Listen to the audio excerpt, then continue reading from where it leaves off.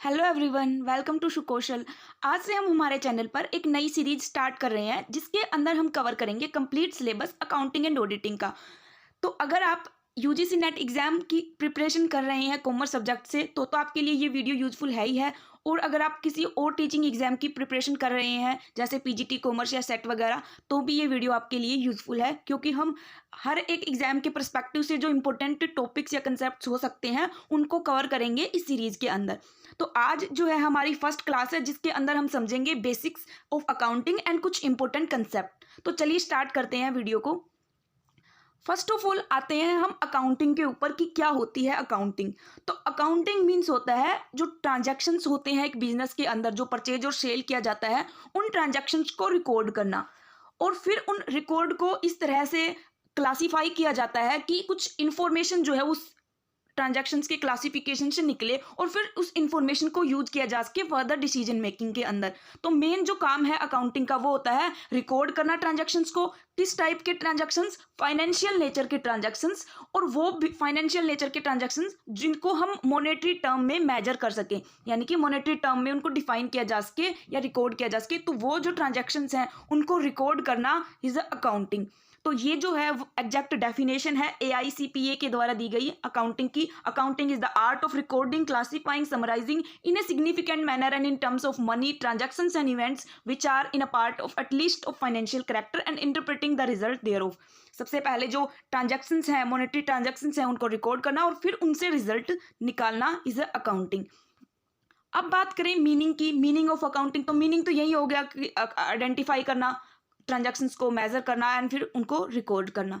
यहाँ पर ये जो चार्ट है इसे हम और क्लियरली समझ सकते हैं अकाउंटिंग के मीनिंग को। तो अकाउंटिंग जो है वो क्या है? एक प्रोसेस है जिसके अंदर हम क्या करते हैं, जो हमने ट्रांजैक्शन, जो पूरा वर्क जो किया है, जो इन्फॉर्मेशन जो हमने रिकॉर्ड की है ट्रांजैक्शंस के थ्रू, उस इन्फॉर्मेशन को कम्युनिकेट करना किसको कम्युनिकेट करना? डिसीजन मेकर्स को, जो डिसीजन लेते हैं, जिनके लिए यूजफुल होती है, जिनको रिक्वायरमेंट होती है उस इंफॉर्मेशन की, इंटरनल यूजर्स और एक्सटर्नल यूजर्स को। फिर वो जो यूजर्स हैं यानी कि जो डिसीजन मेकर्स हैं, वो कुछ डिसीजन लेंगे, फिर डिसीजन से उनके फिर कुछ इकोनॉमिक इवेंट्स होगा, उसको फिर अकाउंटिंग प्रोसेस के थ्रू रिकॉर्ड किया जाएगा एंड फिर फाइनली उनको डिसीजन मेकर्स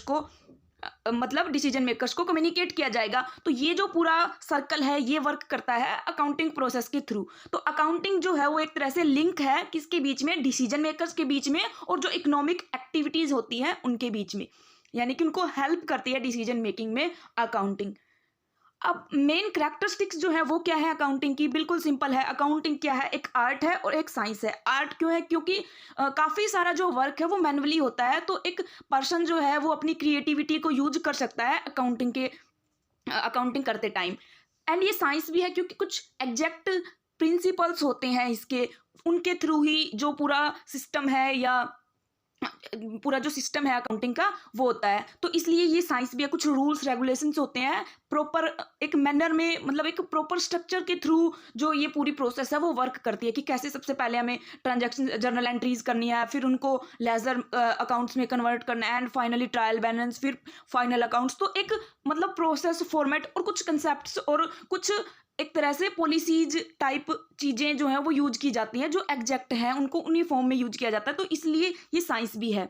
नेक्स्ट है फिर रिकॉर्डिंग। फाइनेंशियल जो ट्रांजैक्शंस हैं सिर्फ उनको ही रिकॉर्ड किया जाता है, जो मनी के टर्म्स में डिफाइन किए जा सकते हैं उनको ही रिकॉर्ड किया जाता है। नेक्स्ट है फिर इसके अंदर क्लासीफाई किया जाता है अकाउंट्स को, फिर उनके क्लासिफिकेशन से एक समरी प्रिपेयर की जाती है फाइनल रिजल्ट्स की, और उन फाइनल रिजल्ट से हम कुछ उनके एनालिसिस से हम कुछ इंटरप्रिटेशंस निकालते हैं और फिर उस इंटरप्रिटेशन यानी कि जो इन्फॉर्मेशन है उसको कम्युनिकेट किया जाता है जो यूजर्स हैं इन्फॉर्मेशन के उनको।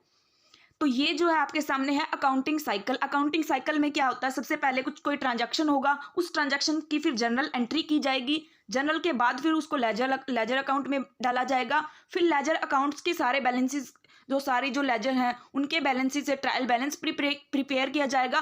फिर उस ट्रायल बैलेंस का यूज करके हम ट्रेडिंग अकाउंट, P&L अकाउंट और बैलेंस शीट बनाएंगे। तो ये जो पूरा साइकिल है अकाउंटिंग साइकिल ऐसे वर्क करता है। अब हम समझेंगे कुछ important aspects related to accounting, जिनके अंदर हम बात करेंगे इकोनॉमिक इवेंट्स क्या होते हैं, और ये जो अकाउंटिंग जो पूरी प्रोसेस है organisation and interested users of information की हम किनको कम्युनिकेट करते हैं। तो एक तरह से ये प्रोसेस भी बोल सकते हैं, कुछ और इंपॉर्टेंट कंसेप्ट्स भी बोल सकते हैं अकाउंटिंग के। तो सबसे पहले हम देखते हैं इकोनॉमिक इवेंट्स क्या होते हैं। इकोनॉमिक इवेंट्स क्या होते हैं कि कोई चीज़ है उसका हैपन होना, मतलब कुछ होना एक ऑर्गेनाइजेशन के अंदर, वो होते हैं इकोनॉमिक इवेंट्स। लेकिन वो इकोनॉमिक नेचर के होने चाहिए और फिर उस इवेंट्स के होने से काफ़ी सारे ट्रांजैक्शंस निकलेंगे, मतलब काफ़ी सारे ट्रांजैक्शंस उससे बनेंगे, फॉर्म होंगे। जैसे अब एग्जांपल के थ्रू हमने एक मशीनरी है वो सेटअप की एक ऑर्गेनाइजेशन में, हमारे ऑर्गेनाइजेशन के अंदर। तो ये जो मशीनरी का सेटअप का जो चीज़ हुई, वो सेटअप हुई, तो ये एक इवेंट है। अब इस इवेंट से काफ़ी सारे ट्रांजैक्शन निकले, जैसे हमने परचेज किया मशीनरी को, फिर और उसकी इंस्टॉलेशन वगैरह से रिलेटेड एक्सपेंसेस हुई, उनकी पेमेंट की, या और ट्रांसपोर्टेशन से रिलेटेड एक्सपेंसेस हुई, उनकी पेमेंट की। तो काफ़ी सारे ट्रांजैक्शन निकले एक इवेंट के होने से। तो इकोनॉमिक इवेंट्स वही होते हैं जिससे काफ़ी सारे ट्रांजैक्शंस निकले। वैसे इवेंट्स जो है नॉर्मल वर्ड इवेंट, उसमें काफ़ी सारी चीज़ें आ जाती हैं, लेकिन इकोनॉमिक इवेंट्स वही होंगे जिनसे काफ़ी सारे ट्रांजैक्शंस फॉर्म हो। तो अब अगर मतलब एग्जाम में ऐसे स्टेटमेंट के थ्रू सवाल पूछा जा सकता है कि ऑल इवेंट्स आर ट्रांजैक्शंस, की सारे इवेंट्स जो है वो ट्रांजैक्शन होते हैं। तो सारे इवेंट जो है वो ट्रांजैक्शन नहीं होते। जो इकोनॉमिक इवेंट्स होते हैं, या मतलब कुछ ही इवेंट ऐसे होते हैं जिन से मतलब ट्रांजैक्शंस बनते हैं। लेकिन अगर बात करें हम ट्रांजैक्शंस की, वो ट्रांजैक्शंस कैसे फॉर्म होते हैं, तो वो इवेंट के थ्रू ही होते हैं। तो जो सारे ट्रांजैक्शंस है वो इवेंट हो सकते हैं, लेकिन सारे इवेंट जरूरी नहीं है कि ट्रांजैक्शंस की फॉर्म ले। तो इसलिए ये इंपॉर्टेंट था कंसेप्ट इकोनॉमिक इवेंट्स का। अब बात करें identification, measurement, recording and communication. ये एक तरह से प्रोसेस होती है अकाउंटिंग की। तो इनके एक एक स्टेप को समझते हैं।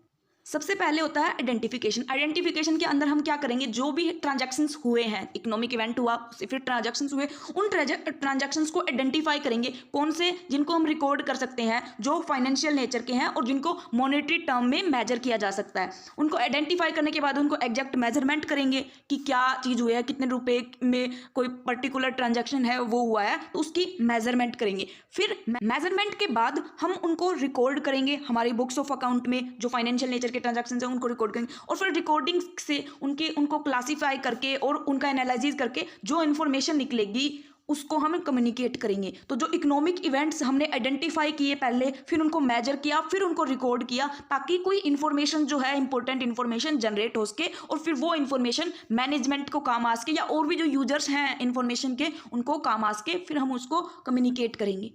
ठीक है, तो ये जो पूरी प्रोसेस होगी अकाउंटिंग की।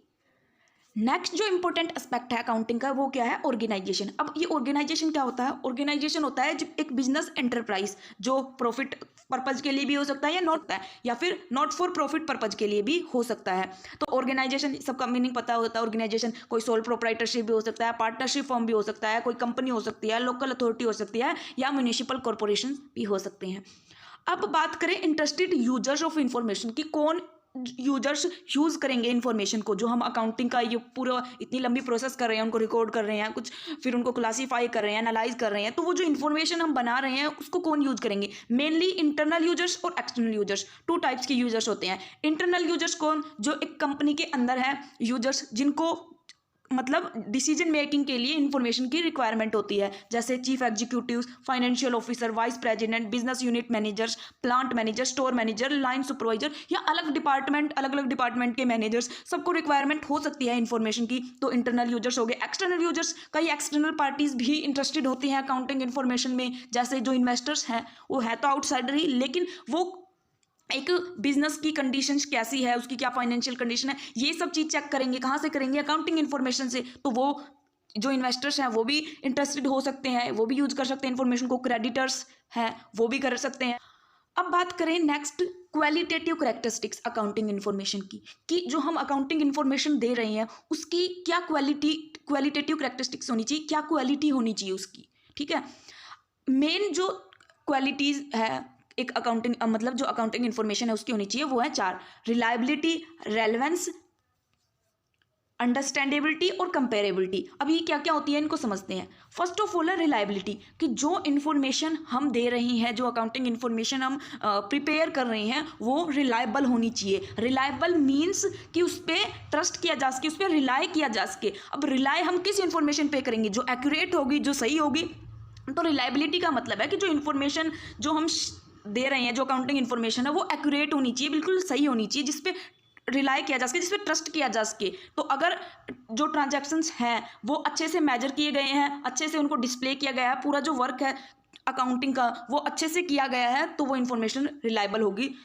नेक्स्ट है रेलेवेंस। रेलेवेंस का मतलब है कि जो भी पर्सन इस इंफॉर्मेशन को यूज कर रहा है उसके लिए वो रेलेवेंट होनी चाहिए। अब रेलेवेंट मतलब जिस पर्पज के लिए वो यूज कर रहा है वो उस पर्पज के लिए ही मतलब यूजेबल हो। या ऐसे नहीं है कि बंदे को चाहिए कि वो इन्फॉर्मेशन है और आप दे कुछ और रहे हो, या कुछ और ही मतलब तरीके से उसको प्रिपेयर किया है कि वो अच्छे से यूज ही नहीं हो सकती उसके लिए। तो ऐसी नहीं होनी चाहिए, रेलेवेंट होनी चाहिए इन्फॉर्मेशन।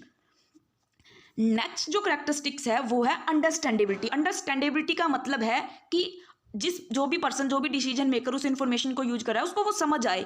इस तरीके से प्रेजेंट की होनी चाहिए इन्फॉर्मेशन कि अगला बंदा समझ सके क्या जो है, मतलब जिस पर्पज के लिए भी इसको चाहिए है वो जिस तरीके से वो प्रेजेंट की गई है वो सेम सेंस निकले। ये नहीं है कि जो अकाउंटिंग मैनेजर है जिसने अकाउंटिंग का जो सारा वर्क किया, जो इन्फॉर्मेशन प्रिपेयर की, उसने तो कुछ और प्रेडिक्शन की, और जिस बंदे ने डिसीजन लेना था उसने कुछ और सेंस लगा ली उस इन्फॉर्मेशन से। मतलब वो इस तरह से अच्छे से प्रेजेंट ही नहीं की गई, अच्छे से मीनिंग्स ही नहीं बताए गए अलग अलग टर्म्स के, तो वो बंदा कुछ और ही प्रेडिक्ट कर रहा है उस इन्फॉर्मेशन से, यानी कि उसको अच्छे से समझ नहीं आई वो। तो इस तरीके से प्रेजेंट होनी चाहिए कि जिस सेंस में वो बनाई गई है, इन्फॉर्मेशन क्रिएट की गई है, उसी वे में वो कन्वे की जाए, यानी कि जो उसको रीड करने वाला है, जो उसको यूज करने वाला है इन्फॉर्मेशन को, वो भी उसी सेंस में समझे उसको। नेक्स्ट है कंपेरेबल। कंपेरेबल होनी चाहिए अकाउंटिंग इन्फॉर्मेशन, कि उनको कंपेयर किया जा सके अलग अलग एंटिटीज़ के साथ, या एक पर्टिकुलर चीज़ को भी अलग अलग ईयर वाइज भी कंपेरिजन किया जा सके, या और जो सिमिलर बिजनेस हाउस हैं उनके मतलब पर्टिकुलर उनकी चीज़ों के साथ कंपेयर किया जा सके, इस वे में होनी चाहिए इन्फॉर्मेशन। तो ये मेन जो है वो क्वालिटेटिव करेक्टरिस्टिक्स हैं अकाउंटिंग इन्फॉर्मेशन की, जो उसके अंदर होनी चाहिए। अब यहाँ पर ये चार्ट है, इससे और अच्छे से क्लियर हो जाएंगी ये करेक्टरिस्टिक्स। अब देखो क्वालिटेटिव करेक्टरिस्टिक्स है इन्फॉर्मेशन की, वो किस टाइप की होनी चाहिए। जो डिसीजन मेकर्स हैं, जो डिसीजन लेंगे उस इन्फॉर्मेशन के थ्रू, यानी कि जो यूजर्स हैं इन्फॉर्मेशन के, उनको वो समझ आनी चाहिए, अंडरस्टैंडेबिलिटी होनी चाहिए। और जो अंडरस्टैंडेबिलिटी कैसी होगी, यानी कि वो डिसीजन के लिए यूजफुल हो। अब डिसीजन यूजफुलनेस से और भी जो फीचर्स हैं वो क्या होनी चाहिए, रेलेवेंस होनी चाहिए और रिलायबल होनी चाहिए। रेलेवेंस मीन्स क्या क्या, रेलेवेंस के अंदर क्या क्या कवर होगा, टाइमलीनेस, टाइम पे प्रोवाइड हो। ये नहीं है कि चाहिए कब थी इन्फॉर्मेशन प्रोवाइड काफ़ी टाइम बाद की गई है, तब तो वो जो डिसीजन लेना था वो ले ही लिया, अब कोई रेलेवेंट ही नहीं है, अब कोई रेलेवेंस ही नहीं है उस इन्फॉर्मेशन की। प्रॉपर टाइम पे हो, फीडबैक वैल्यू हो, डेडिकेटिव वैल्यू हो, तो ये अगर फीचर्स है तो यानी कि वो रेलेवेंट है। फिर रिलायबिलिटी के लिए वेरीफाइबल हो। वेरीफाइबल का मतलब है कि अब जैसे कोई ट्रांजैक्शन हुआ ही ना हो, फिर भी उसको रिकॉर्ड कर दिया, और मतलब उसको वैसे ही रिकॉर्ड कर दिया, ऐसे ही डमी जो ट्रांजैक्शंस है उसको खुद से बना के, लेकिन अब जो इसको यूज करने वाला है वो तो उसको रियली समझेगा और उससे अपना जो है वो अलग सेंस लगाएगा। लेकिन अगर वेरीफाइबल है तो उसका मतलब उसके साथ में कुछ एविडेंस प्रोवाइड किए गए हैं कि ये जो हमने चीज़ यहाँ पर रिकॉर्ड कर रखी है, ये चीज़ एक्चुअल में हुई है, आप इसको एक पर्टिकुलर अलग डॉक्यूमेंट है यहाँ से वेरीफाई कर सकते हो, ठीक है। तो वो वेरीफाइबल होनी चाहिए, फेथफुल होनी चाहिए और न्यूट्रल होनी चाहिए। ये नहीं है कि किसी एक पर्टिकुलर चीज़ पे ज़्यादा फोकस कर दिया, किसी एक चीज़ है उसको इग्नोर कर दिया, तो ऐसी नहीं होनी चाहिए, न्यूट्रल होनी चाहिए और फाइनली कंपेरेबल भी होनी चाहिए। तो ये मेन क्वालिटेटिव कैरेक्टरिस्टिक्स हैं अकाउंटिंग इन्फॉर्मेशन के अंदर जो होनी चाहिए। अब बात करें ऑब्जेक्टिव्स क्या हैं अकाउंटिंग के, क्यों हम अकाउंटिंग करते हैं, तो मेन जो ऑब्जेक्टिव है वो है जो बिजनेस ट्रांजैक्शंस होते हैं उनको रिकॉर्ड करना, प्रॉफिट एंड लॉस है उसको कैलकुलेट करना, फाइनेंशियल पोजीशन क्या है एक बिजनेस एंटिटी की उसको बताना, फिर अकाउंटिंग जो इन्फॉर्मेशन है वो प्रोवाइड करना यूजर्स को उनकी डिसीजन मेकिंग के लिए। अब बात करें ब्रांचेज ऑफ अकाउंटिंग की अलग अलग ब्रांचेज है, अलग अलग पर्पज के लिए अकाउंटिंग जो है उसको अलग अलग तरीके से यूज किया जाता है। तो मेन ब्रांचेज जो है अकाउंटिंग की वो फर्स्ट ऑफ ऑल है फाइनेंशियल अकाउंटिंग। फाइनेंशियल अकाउंटिंग में हम क्या करते हैं कि जो फाइनेंशियल नेचर के जो ट्रांजैक्शंस हैं उनको रिकॉर्ड करते हैं, और फिर उन ट्रांजैक्शंस से हम जो प्रॉफिट और लॉस है एक बिजनेस का वो निकालते हैं। फाइनेंशियल पोजीशन जो क्या मतलब उसको निकालते हैं, उसको जानते हैं, कैलकुलेट करते हैं कि क्या फाइनेंशियल पोजीशन है, बैलेंस शीट की हेल्प से क्या प्रॉफिट एंड लॉस है, ये चीज़ यानी कि जो फाइनेंशियल नेचर की जो इन्फॉर्मेशन है जो मैनेजमेंट को हेल्प कर सके इन्फॉर्मेशन है वो प्रोवाइड करना, वो जो इन्फॉर्मेशन है वो प्रोवाइड की जाती है फाइनेंशियल अकाउंटिंग के थ्रू। नेक्स्ट जो ब्रांच है वो है कॉस्ट अकाउंटिंग और मैनेजमेंट अकाउंटिंग। कॉस्ट अकाउंटिंग का क्या काम होता है कि जो भी प्रोडक्शन से रिलेटेड होती है मेनली ये, कि जो भी हम प्रोडक्शन कर रहे हैं, जो कॉस्ट है हमारी प्रोडक्शन के थ्रू, वो कॉस्ट है उसको कैसे मिनिमाइज किया जा सके, कम से कम किया जा सके, ठीक है। तो वो कम से कम करने के लिए हम काफ़ी सारी चीज़ें करते हैं, जैसे जो एक्सपेंडिचर कर रहे हैं हम उसको एनालाइज किया जाता है, फिर अलग अलग प्रोडक्ट को मैन्युफैक्चर करने में क्या कॉस्ट आ रही है, कैसे उस कॉस्ट को कम किया जा सकता है, वो जो पूरी जो सिस्टम होता है या वो जो वर्क होता है वो आता है कॉस्ट अकाउंटिंग के अंडर। नेक्स्ट फिर मैनेजमेंट अकाउंटिंग। मैनेजमेंट अकाउंटिंग का क्या काम होता है कि जो मैनेजर्स हैं वो डिसीजन मेकिंग के लिए जो इन्फॉर्मेशन यूज करते हैं, तो अकाउंटिंग इन्फॉर्मेशन को मैनेजर्स के यूजेबल इंफॉर्मेशन के फॉर्म में कन्वर्ट करना, ठीक है, ताकि जो मैनेजर्स की जो पॉलिसी से रिलेटेड डिसीजंस लेते हैं या बिजनेस के और फंक्शन से रिलेटेड डिसीजन लेते हैं, तो उस डिसीजन में हेल्पफुल हो सके वो अकाउंटिंग इन्फॉर्मेशन, इस वे में उस इन्फॉर्मेशन को कन्वर्ट करना, ये होता है मैनेजमेंट अकाउंटिंग के अंडर। अब बात करें डिफरेंट रोल्स अकाउंटिंग की कि क्या क्या रोल प्ले करती है अकाउंटिंग।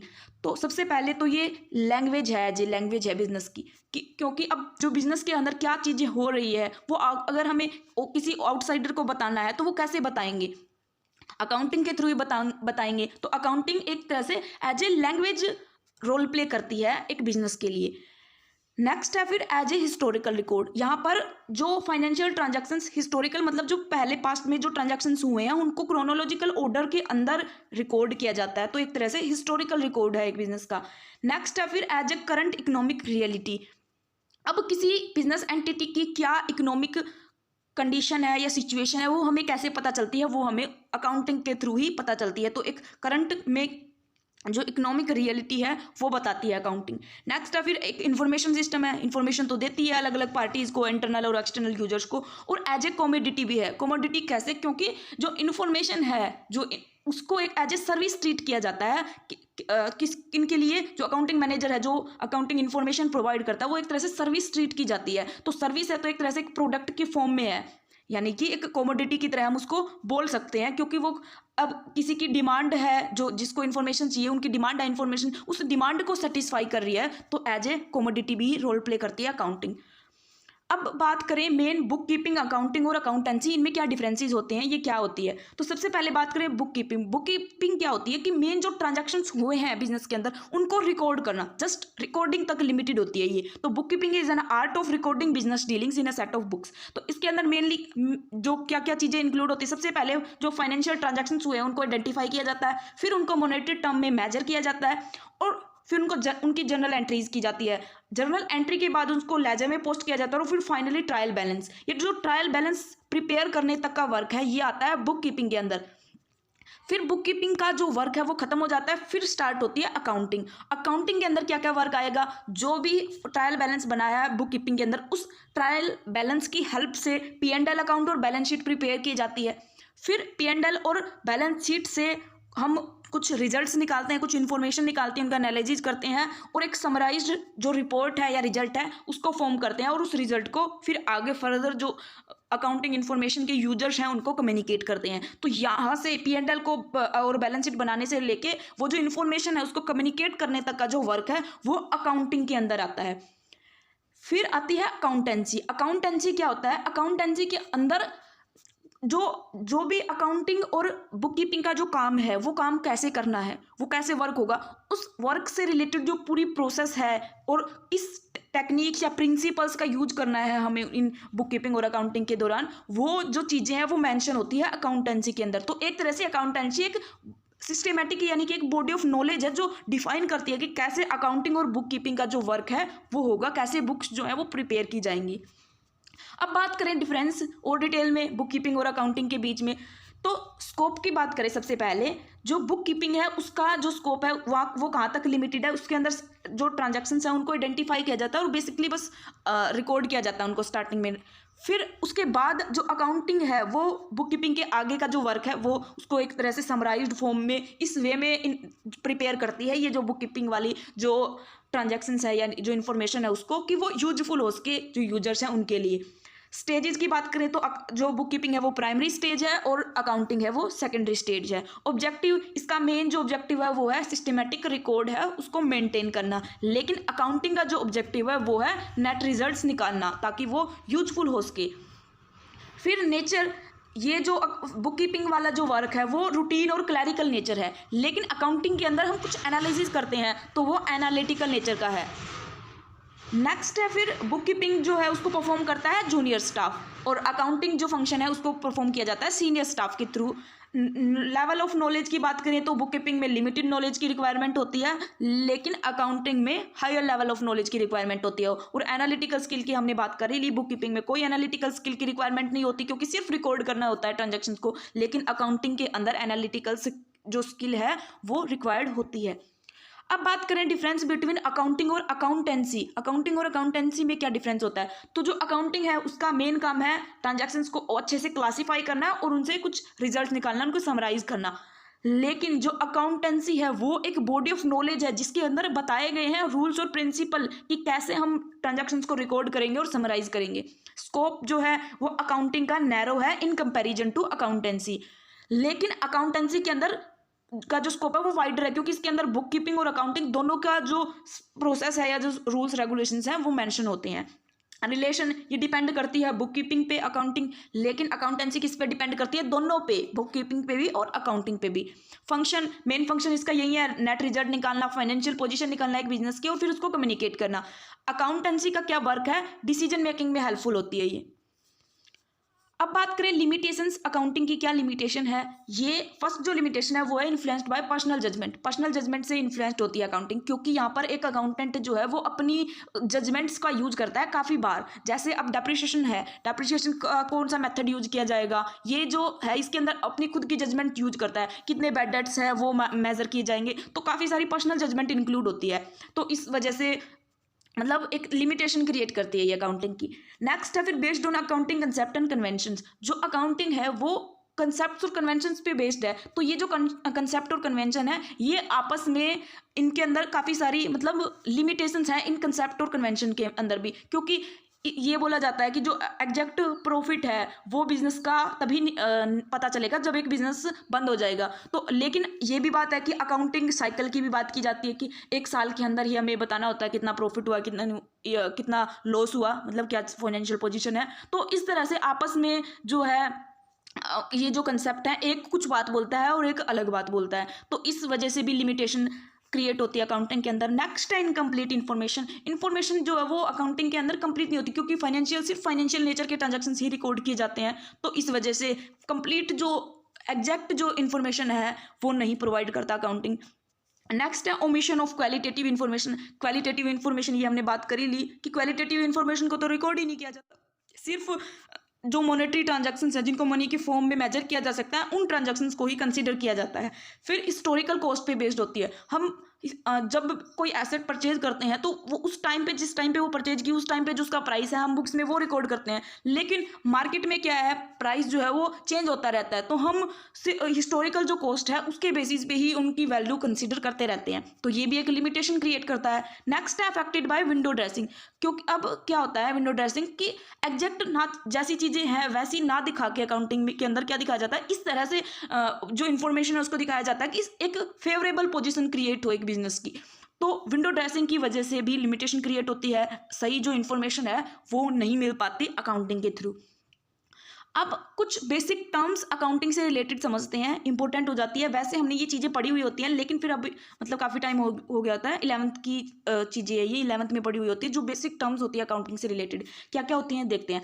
फिक्चियस और नॉमिनल एसेट्स। फिक्चियस और नॉमिनल एसेट्स कौन सी होती हैं? जो मतलब जिनसे हम कुछ बेनिफिट्स नहीं रिसीव होता, मतलब एक्चुअल में वो कुछ बेनिफिशियल नहीं होती एसेट, या एक्चुअल में एसेट्स ही नहीं होती, लेकिन फिर भी हम उनको बैलेंस शीट में एसेट की तरह एसेट की जगह पे उनको रखते हैं। जैसे एडवर्टाइजिंग एक्सपेंसेस की, बहुत ज़्यादा एडवर्टाइजिंग एक्सपेंसेस की जो डेफर्ड रेवेन्यू नेचर की होती है, तो उसको रिटर्न ऑफ हमने एक साल में नहीं किया और उसको मतलब 3-4 साल तक कंटिन्यू रख रहे हैं, तो उसको बैलेंस शीट में शो कर देते हैं, लेकिन वो एसेट तो नहीं होती। अब बात करें कैपिटल रिसिप्ट और रिवेन्यू रिसिप्ट क्या होती है, तो कैपिटल रिसिप्ट्स वे होती हैं जो हमें कोई एसेट है उसके सेल से, या कोई इन्वेस्टमेंट है उसके सेल से जो रिसिप्ट्स होती हैं, जो पैसा मिलता है वो होते हैं कैपिटल रिसिप्ट। रिवेन्यू रिसिप्ट जो हमें गुड्स जो हम सेल करते हैं या और जो छोटे मोटे इंटरेस्ट वगैरह मिलता है, यानी कि 1 ईयर के अंदर वाली जो चीज़ें होती हैं वो आती हैं रिवेन्यू रिसिप्ट के अंदर। फिर कैपिटल एक्सपेंडिचर और रिवेन्यू एक्सपेंडिचर बिल्कुल अपोजिट। अगर हम ऐसा कोई एक्सपेंडिचर करते हैं जिससे कोई एसेट क्रिएट हो वो होता है कैपिटल एक्सपेंडिचर। और रिवेन्यू एक्सपेंडिचर वैसे ही जो डे टू डे की जो एक्सपेंसेस हैं उनकी जो पेमेंट होती है वो आती है रिवेन्यू एक्सपेंडिचर के अंदर। फिर एक कंसेप्ट है वाउचर। वाउचर क्या होते हैं? ये एक डॉक्यूमेंट होता है जो ये एविडेंस देता है कि कोई ट्रांजैक्शन हुआ है। अलग अलग टाइप्स के हो सकते हैं, जैसे हमने गुड्स खरीदी बाय की तब हम कैश मेमो प्रिपेयर करते हैं, जब हम क्रेडिट में परचेज करते हैं तो इनवॉइस प्रिपेयर करते हैं, और जब हम पेमेंट करते हैं तब हमें रिसिप्ट मिलती है। तो ये एक तरह से एविडेंस होते हैं, एविडेंशियल डॉक्यूमेंट्स होते हैं कि कोई ट्रांजैक्शन हुआ है, ये चीज़ हमने यहाँ पर ये वोचर इसका क्रिएट कर रखा है। नेक्स्ट है deferred revenue expenditure. Deferred revenue expenditure क्या होता है कि जो एक्सपेंडिचर 1 साल से ज़्यादा टाइम के लिए हो, मतलब वैसे तो वो रिवेन्यू नेचर का है लेकिन वो उस एक्सपेंडिचर के जो बेनिफिट है वो हमें 3-4 साल तक मिलेंगे, मतलब 1 साल से ज़्यादा टाइम पीरियड के लिए मिलेंगे। जैसे हम मैंने ये एडवर्टाइजिंग वाला एग्जाम्पल दिया था कि हमने एडवर्टाइजमेंट कर दी, तो उस एडवर्टाइजमेंट का जो एक्सपेंसिस है वो हमने की है एक मतलब रिवेन्यू नेचर की होगी, क्योंकि उससे हमें कोई एसेट क्रिएट नहीं हो रही। लेकिन अगर हम इसके बेनिफिट्स देखें तो बेनिफिट हमें 3-4 मतलब काफ़ी टाइम पीरियड तक मिलेंगे। 1 साल के लिए थोड़ी ना मिलेंगे, एडवर्टाइजमेंट करें तो उसके बेनिफिट्स तो हमें काफ़ी साल तक मिलेंगे। तो वो जो एक्सपेंसेस है वो होती है डेफर्ड रिवेन्यू एक्सपेंडिचर, यानी कि प्योर रिवेन्यू नेचर की भी नहीं होती वो, लेकिन कैपिटल नेचर की भी हम उनको कंसिडर नहीं कर सकते। फिर एक टर्म है स्टॉक और इन्वेंट्री। वैसे सबको पता होता है लेकिन थोड़ा डिफरेंस अगर देखें, स्टॉक जो है वो एक नैरो टर्म होती है। स्टॉक के अंदर सिर्फ हम उन चीज़ों को इंक्लूड करते हैं जो मतलब उन गुड्स को इंक्लूड करते हैं जो हमने सेल के पर्पज से खरीदी थी लेकिन वो बच गई, मतलब 1 साल में हमने कुछ गुड्स खरीदी थी ताकि उनको फर्दर सेल कर सकें, लेकिन वो जो बच गया जिसको हम सेल नहीं कर पाए वो गुड्स जो है वो कंसिडर की जाती है स्टॉक। लेकिन इन्वेंट्री जो है वो एक वाइडर टर्म है जिसके अंदर सारी चीज़ें इंक्लूड होती हैं, raw material, semi finished goods और इन्वेंट्री ऑफ स्टॉक। अब बात करें कुछ और कंसेप्ट्स की। Trade receivables. ट्रेड रिसीवेबल्स क्या होते हैं जिसके अंदर डेटर्स और बिल रिसीवेबल्स हम दोनों इंक्लूड करें। ट्रेड पेबल्स, क्रेडिटर्स और बिल्स पेबल्स दोनों रिकॉर्ड करें। ट्रेड डिस्काउंट और कैश डिस्काउंट, ये इंपॉर्टेंट कंसेप्ट है। ट्रेड डिस्काउंट क्या होती है? वो डिस्काउंट जो हमें पहले से ही हमने फिक्स्ड कर रखी है कि हम ये पर्टिकुलर इस प्रोडक्ट के ऊपर इतनी डिस्काउंट देंगे। तो जब कोई भी हमसे परचेज करता है कोई कस्टमर तो हम उसको एक फिक्स्ड परसेंटेज पे वो दे देते हैं और उसको हम बुक्स ऑफ अकाउंट्स में रिकॉर्ड नहीं करते। क्यों नहीं करते? क्योंकि हम वो चीज़ें जो हैं वो जो वोचर हम मतलब जो वो इन्वॉइस प्रिपेयर करते हैं उसके अंदर ही कंसिडर कर लेते हैं, उसके अंदर ही माइनस वगैरह करके सिस्टम से कर लेते हैं। लेकिन कैश डिस्काउंट क्या होती है? ऐसे डिस्काउंट जो हम कस्टमर से जल्दी से कैश में पेमेंट रिसीव करने के लिए देते हैं कि आप अभी कैश में पेमेंट कर दो या जल्दी से कर दो, आपको डिस्काउंट मिल जाएगी। तो वो जो डिस्काउंट होती है वो होती है कैश डिस्काउंट। ये जो डिस्काउंट होती है वो रिकॉर्ड की जाती है बुक्स ऑफ अकाउंट में। ये चीज़ इंपॉर्टेंट याद रखना, जो ट्रेड डिस्काउंट है उनको हम रिकॉर्ड नहीं करते लेकिन जो कैश डिस्काउंट है उनको रिकॉर्ड करते हैं। अब कुछ और इंपॉर्टेंट अकाउंटिंग टर्म्स हैं, समझते हैं क्योंकि एग्जाम के पर्सपेक्टिव से इंपॉर्टेंट होती हैं ये छोटी छोटी टर्म्स। सबसे पहले स्टीवर्डशिप अकाउंटिंग। स्टीवर्डशिप अकाउंटिंग क्या होती है? ये ओल्डेस्ट फॉर्म ऑफ अकाउंटिंग है, ठीक है। ओल्डेस्ट फॉर्म ऑफ जो अकाउंटिंग है इसको डिफाइन मतलब रिप्रेजेंट किया जाता है इस टर्म से, स्टीवर्डशिप अकाउंटिंग। फिर डिप्लीशन, डेप्रिसिएशन, अमोर्टाइजेशन, ये तीनों रिलेटेड टर्म है। जब एक एसेट जो है बिजनेस की वो रिड्यूस होती है धीरे धीरे या उसकी जो वैल्यू है वो रिड्यूस होती है तब ये टर्म यूज़ की जाती है। जो डिप्लीशन है वो किन के लिए यूज़ किया जाता है? जो नेचुरल रिसोर्सेज जो रिजर्व्स होते हैं वो अगर धीरे धीरे रिड्यूस हो रहे हैं तो उसको हम डिफाइन करेंगे डिप्लीशन टर्म से। लेकिन और डेप्रिसिएशन, जो टेंजिबल एसेट्स हैं वो अगर मतलब उनकी वैल्यू जो है वो रिड्यूस हो रही है तो उसको डेप्रिसिएशन टर्म से डिफाइन करेंगे। और जो इनटेंजिबल एसेट्स हैं वो अगर रिड्यूस हो रही है तो उनको हम अमोर्टाइजेशन टर्म से डिफाइन करते हैं। फिर एक टर्म है डेफर्ड। डेफर्ड का मतलब है कि पोस्टपोन करना किसी चीज़ को, पोस्टपोन में। तो डेफर्ड हम बोलते हैं एक्सपेंसेस, डेफर्ड इनकम किनके लिए यूज़ किया जाता है? जो जैसे प्रीपेड एक्सपेंसेज है, जो एक्सपेंसेज हमने पहले से ही पे कर दी, जो हमने अभी उनको यूज ही नहीं किया है लेकिन उनको ये जो पेमेंट है वो हमने पहले से कर दी, या अनअर्न्ड इनकम है, तो ये जो होती है ये होती है डेफर्ड एक्सपेंसेज या इनकम। कुछ और इंपॉर्टेंट टर्म्स है। Expired cost. एक्सपायर्ड कॉस्ट ऐसी कॉस्ट होती है जो हमने कॉस्ट तो कर दी लेकिन उससे हमें कोई बेनिफिट जो है वो हम एक्सपेक्ट नहीं करते कि हमें कोई बेनिफिट मिलेंगे। Reserve end funds. Reserves end funds क्या होते हैं? रिजर्व्स वो होते हैं हम जो हमारी इनकम है उस यानी कि जो हमारा प्रॉफिट है उसका एक पोर्शन फर्दर किसी और पर्पज के यूज के लिए उसको रख लेते हैं। फिर अगर हम उन रिजर्व्स को इन्वेस्ट कर दें तो वो जो सिक्योरिटीज क्रिएट होंगी वो उनको बोला जाता है फंड्स। इन्वेस्टमेंट और इन्वेस्टमेंट्स, इनके अंदर भी इंपॉर्टेंट डिफरेंस है।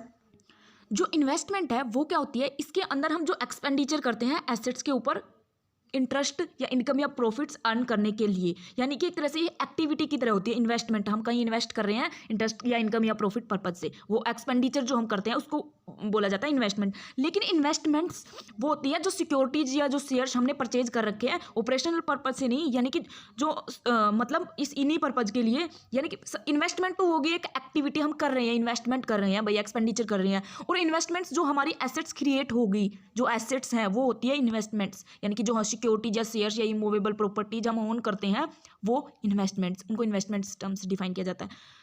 तो ये थी आज की वीडियो। हमने यहाँ पे क्वेश्चन इंक्लूड किया है, जो चीज़ें हमने समझी है उन्हीं से। Which qualitative characteristics of accounting information is reflected when accounting information is clearly presented? कि जब हम अकाउंटिंग इन्फॉर्मेशन है उसको क्लियरली प्रेजेंट करें, तब इनके अंदर से इनमें से कौन सी जो करेक्टरिस्टिक्स है, क्वालिटेटिव करेक्टरिस्टिक्स हैं अकाउंटिंग इन्फॉर्मेशन की, वो रिफ्लेक्ट होती है। अब ये है अंडरस्टैंडेबिलिटी, रेलेवेंस, कंपेरेबिलिटी और रिलायबिलिटी। हमने इनको एक एक को समझा। रिलायबिलिटी का मतलब होता है कि रिलायबल, ट्रस्ट कर सके हम उस इन्फॉर्मेशन के ऊपर, वेरीफिएबल हो। कंपेरेबल, जिसको कंपैरिजन किया जा सके, इस वे में हो इन्फॉर्मेशन। रेलेवेंस, हमें टाइम पे मिले, जब हमें उसकी ज़रूरत है तब मिले, यानी कि रेलेवेंट हो। अंडरस्टैंडेबिलिटी मतलब हमें समझ आए वो इन्फॉर्मेशन, इस तरीके से हो। तो समझ आए, तो अगर इन्फॉर्मेशन है उसको क्लियरली प्रेजेंट किया जाएगा तो वो क्या होगी, हमें समझ आएगी अच्छे से। अंडरस्टैंडेबिलिटी करेक्टरिस्टिक जो है वो रिफ्लेक्ट होती है। तो राइट जो आंसर हो जाएगा अंडरस्टैंडेबिलिटी। यहाँ पर हमने एक और सवाल इंक्लूड किया है, आप इसका जो आंसर है वो कमेंट सेक्शन में देंगे, ठीक है। ट्रेड डिस्काउंट से रिलेटेड है ये, आज जो चीज़ें हमने पढ़ी है उन्हीं से है ये। तो ये थी आज की वीडियो। आई होप कि आपको काफ़ी सारी चीज़ें जानने को मिली होंगी। अगर आप इस पीपीटी का पीडीएफ चाहते हैं तो हमारा टेलीग्राम चैनल जो है वो ज्वाइन कर सकते हैं, लिंक डिस्क्रिप्शन में भी मिल जाएगा, या इस नाम से भी सर्च कर सकते हैं। और इंस्टाग्राम पर भी हमें फॉलो कर सकते हैं for further update. Thank you for watching.